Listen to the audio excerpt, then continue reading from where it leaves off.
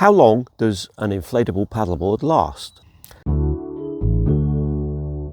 Unfortunately, there isn't a quick or easy answer to this question, but having worked with inflatable paddleboards for nearly 20 years, I can certainly give you some good guidance and information on the topic. The first thing to understand is why inflatable paddleboards die.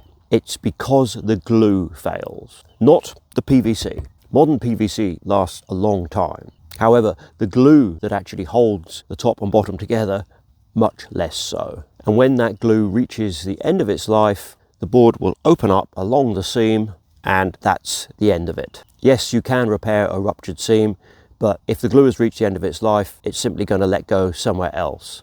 Once the glue is finished, the board is finished. So the answer to the question of how long will an inflatable paddleboard last is it will last as long as the glue lasts. Okay, but you want some numbers, don't you? I have over 40 paddleboards in my working fleet at any one time. I only buy high quality equipment. I have many inflatables that are over 10 years old. The oldest are getting up to their 13th season, and they get plenty of sun.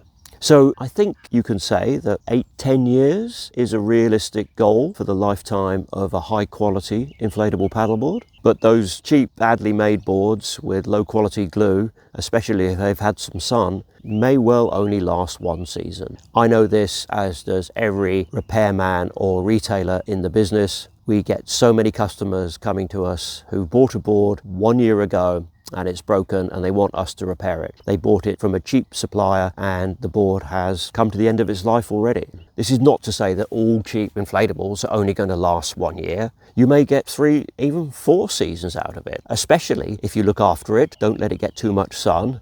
But the reality is that many do fail after 1 year. Check the different warranties on the inflatable paddleboards available. Many of the good brands now give a 4 or 5 year warranty. That shows confidence in their construction. Having said all that, we have a new factor in the mix now. More and more manufacturers are incorporating welding into their seam construction. Now this for sure is a game changer, but at the moment we don't know how much of one. The technology is new enough that we don't really have any good data as to what difference it makes to longevity. And of course it's not something you're going to find on those cheaper boards anyway. Welded seams are generally only found on the higher quality boards, which are generally better made anyway. So welding isn't going to make any difference to how long the lower quality cheap boards last.